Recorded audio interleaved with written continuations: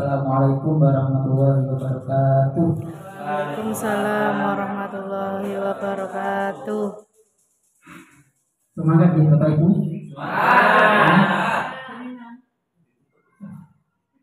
Alhamdulillahirrahmanirrahim. Karena pagi siang hari ini kita diberikan kenikmatan oleh Allah Subhanahu wa Ta'ala, nikmat yang sangat luar biasa sekali, nikmat Islam, nikmat iman, nikmat kesehatan, dan nikmat kesempatan.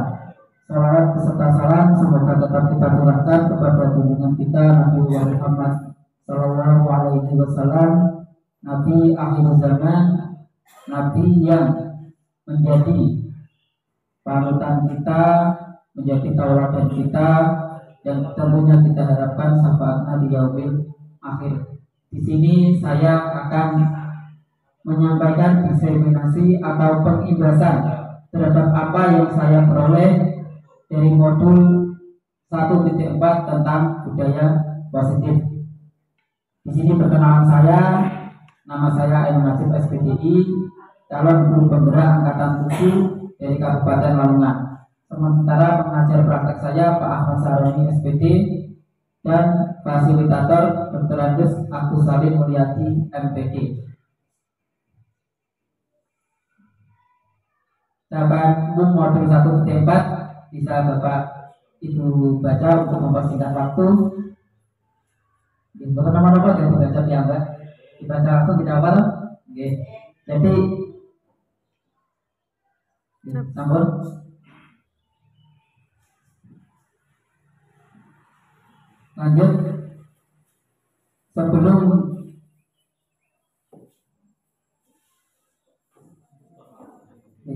langsung ya. Lanjut. Ya, next. Pernyataan pemantik. Yang pertama, hukuman dapat mendisiplinkan anak. Yang kedua, pemberian hukuman dengan hal positif seperti membaca atau membersihkan halaman sekolah dapat meningkatkan disiplin anak. Dan yang ketiga, memberi penghargaan dapat meningkatkan motivasi belajar anak. Mungkin di sini Bapak Ibu guru sekalian memiliki pendapat tentang tiga pernyataan yang disebutkan di sini. Mungkin ada yang mau berpendapat. Bagaimana hukuman dapat mendisiplinkan anak, bagaimana pemberian hukuman dengan hal positif dapat meningkatkan disiplin anak, dan bagaimana penghargaan dapat meningkatkan motivasi belajar anak.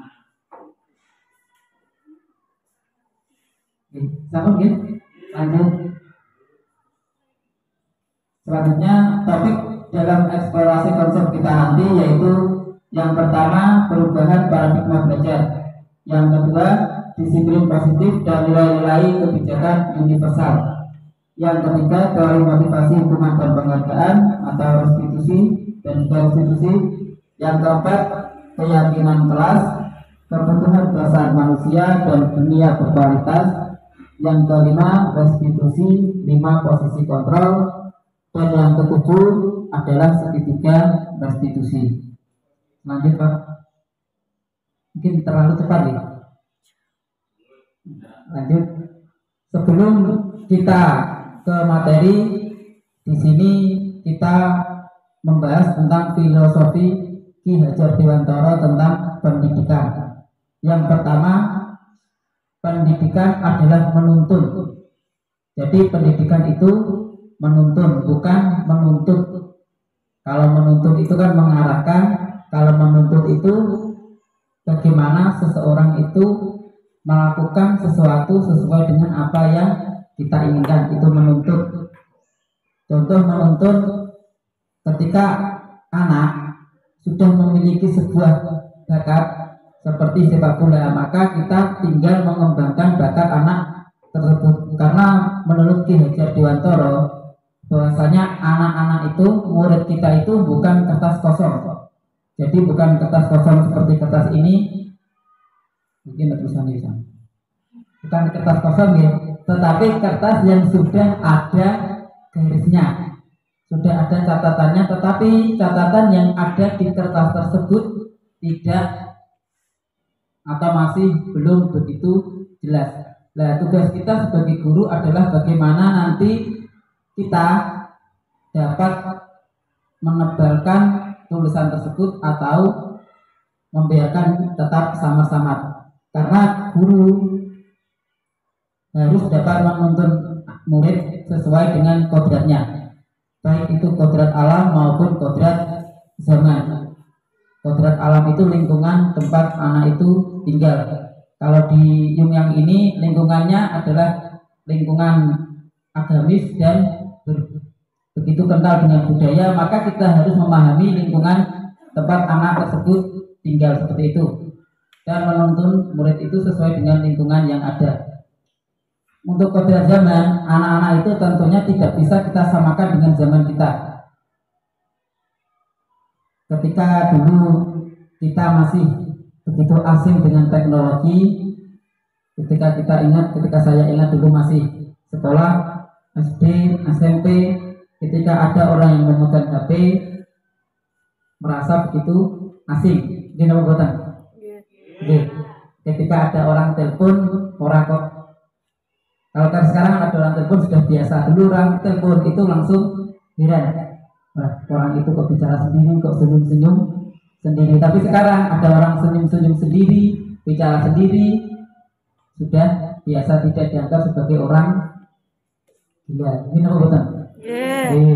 Lanjut, pendidikan menggambar pada murid. Jadi pendidikan itu adalah bagaimana apa yang kita lakukan di sekolah, apa yang kita lakukan ketika berangkat sekolah itu adalah senantiasa untuk murid kita.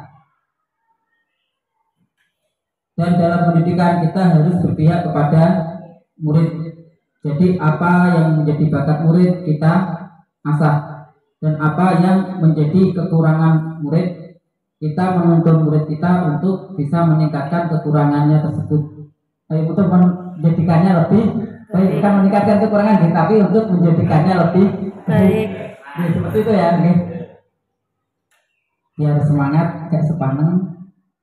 Kalau saya bilang hai, jawab halo. Kalau hai, jawabannya halo. Kalau halo, jawabannya banyak ya. Hai, halo, halo, hai, hai, hai, halo, halo, halo,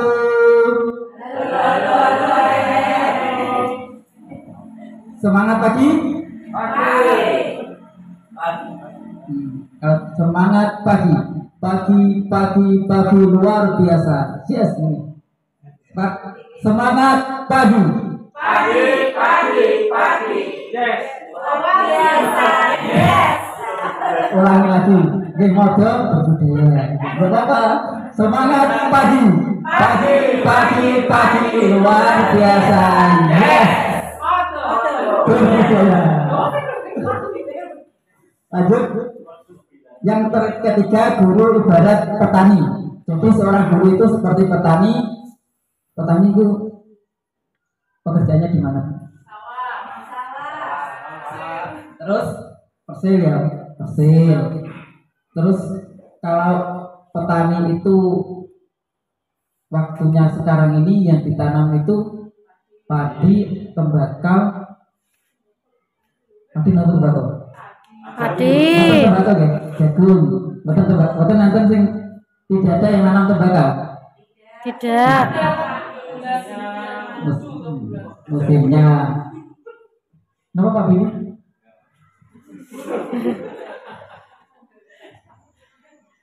Gak apa-apa. Belajar itu kita harus serileks mungkin. Kalau tegang nanti malah hilang kabeh gitu ya. Jadi hilang semua terus sampai ya kalau HP kan kalau tegang nanti memorinya hilang, ngerekam yo hilang gitu. Jadi kita tidak boleh sampai tegang seperti itu ya. Jadi petani tadi yang dikatakan oleh Bu Yuli, petani tadi ketika musim panas yang ditanam tidak mungkin menanam padi karena kekurangan air. Kalau sekarang menanam tembakau kebanyakan air Rumah saya itu alhamdulillah sekarang airnya berlebihan, banjir lagi. Jadi kalau di kalau ditanam tembakau, malah tembakaunya tidak akan pernah bisa hidup. Begitu juga dengan guru. Guru itu juga harus memahami apa yang dia tanam. Kemudian dia tidak bisa langsung mengukur panennya harus sekian. Saya nanam padi, panennya harus 10 kintal atau 10 ton. Tidak bisa karena ada faktor-faktor yang mempengaruhi panen tersebut seperti cuaca, hama, pupuk, pengolahan sawah atau perawatan dari petani itu sendiri seperti itu. Jadi guru juga seperti petani. Yang kita bahas pertama yaitu eksplorasi konsep disiplin positif dan nilai-nilai kebijakan universal. Sekarang permainan itu. Oke, di sini ada kertas, nanti saya sobek, saya bagikan. Bisa ikut nggak apa ya? 4, 1, 2, 3, 4, 5, 6, 7, 8, 9, 10. Tidak saya. Jadi nanti ada yang saya berikan kertas, ada yang bertugas sebagai orang yang saya berikan tugas umum.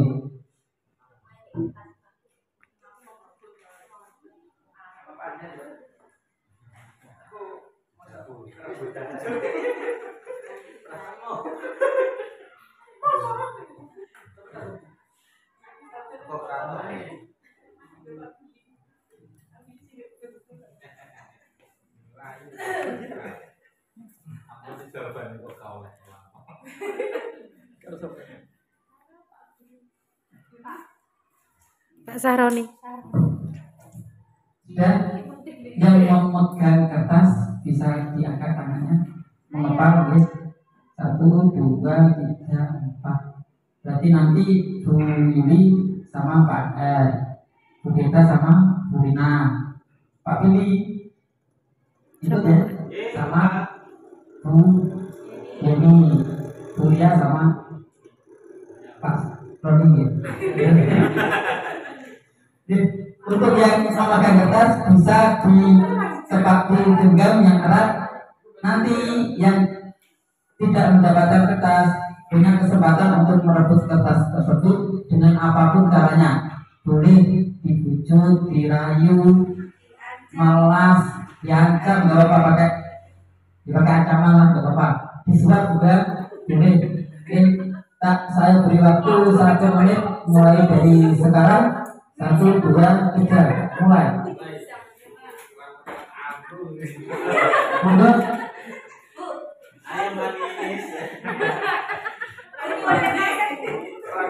Ayo Pak Anar. Rayu Bu Yuli, rayu.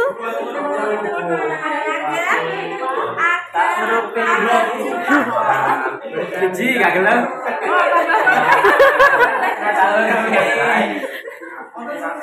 Makasih ya. Turun gak gelem.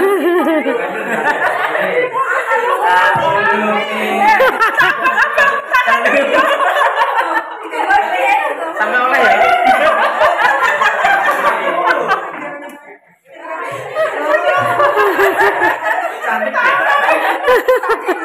Akhirnya kena juga. Tolong atas saya, Bu.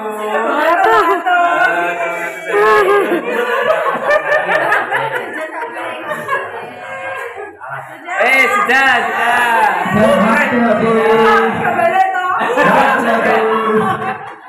Sudah. Sekarang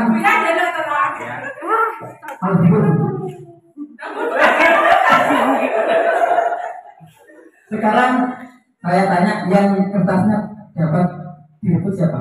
Saya. Yang dapat direbut satu, dua aja yang direbut. Sekarang saya tanya yang tidak dapat merebut mungkin, yang kertasnya tidak dapat direbut dan tidak dapat merebut kertas mungkin sama. Ini adalah perumpamaan kemauan siswa, ya. Itu sama seperti halnya kita. Siswa itu tidak mau kita rebut artinya kemauan. Kalau dia punya keinginan ini, ya nggak mungkin kita mau mengarahkan ke sana. Dan inilah hak siswa. Selama ini kita merubah keinginan kita sebenarnya, bukan keinginan siswa yang seperti ada orang dirayu, di apapun, keinginan mereka tidak akan mungkin. Apalagi keinginan tersebut itu hal yang paling disukai, hal yang paling disayangi, hal yang paling disenangi, tidak akan mungkin diberikan oleh orang lain. Atau kita tidak bisa memaksakan kehendak anak. Artinya kemauan, terus ya pokoknya segala sesuatu yang ada pada dirinya anak itu kita tidak bisa merubah. Terima kasih. Terima kasih Pak Saroni. Yang depan waktu tadi siapa? Saya. Kenapa kok depan itu? Dengan itu Pak, apa yang dia mau Pak? Uang mau. Jadi berarti kita bisa mengarahkan kalau kita bisa tahu apa kemauan dari orang yang kita mau gitu Pak. Berarti meskipun dapat direbut dan tidak dapat direbut, tetap sama gitu. Yang membuat sesuatu atau kertas tersebut dapat direbut adalah diri kita sendiri, gitu ya. Adalah diri kita sendiri. Bagaimana motivasi atau kemauan kita untuk memberikan atau tidak memberikan, seperti yang dikatakan Pak Roni tadi, kita tidak bisa memaksa kehendak murid kita, karena kita harus memahami dulu apa yang menjadi kemauan, apa yang menjadi minat dan potensi dari murid kita, baru kita bisa menuntun mereka untuk memunculkan motivasi intrinsik mereka, untuk memunculkan bakat dan minat murid kita, seperti itu. Lanjut Pak. Selanjutnya yaitu ilusi kontrol. Jadi ada beberapa ilusi kontrol, seperti guru adalah seseorang yang dapat mengontrol murid. Padahal kita ketahui yang dapat mengontrol diri seseorang itu adalah orang itu sendiri. Kita mungkin hanya bisa memberikan sebuah motivasi yang kita kenal nanti sebagai motivasi eksternal. Yang selanjutnya, kritik dapat membuat orang merasa bersalah dan dapat menguatkan karakter. Membuat orang merasa bersalah itu bisa menguatkan karakter seseorang. Dan yang ketiga, penguatan positif, efektif, dan bermanfaat. Jadi semua penguatan positif itu adalah penguatan yang efektif dan bermanfaat. Dan yang terakhir, ilusi bahwasanya orang dewasa, kita sebagai guru, memiliki hak untuk memaksa murid kita. Jadi apa yang ingin kita lakukan dapat kita paksakan kepada murid kita. Contoh, kita ingin menggapai sesuatu, kita bisa menggunakan murid kita untuk membantu kita menggapai sesuatu itu tersebut, seperti itu. Lanjut. Selanjutnya yaitu makna disiplin. Disiplin menurut Plato dan Socrates, yang bagaimana dia mengajarkan kepada murid-muridnya, disiplin adalah dari bahasa Latin disiplina, yang artinya belajar. Jadi disiplin itu belajar. Belajar di sini berarti menjadi sesuatu yang lebih baik daripada yang dulu. Tetapi seringkali kita salah, atau seringkali kita memahami makna disiplin, terutama di dalam pendidikan negara kita, pendidikan di Indonesia, disiplin itu lebih ditekankan kepada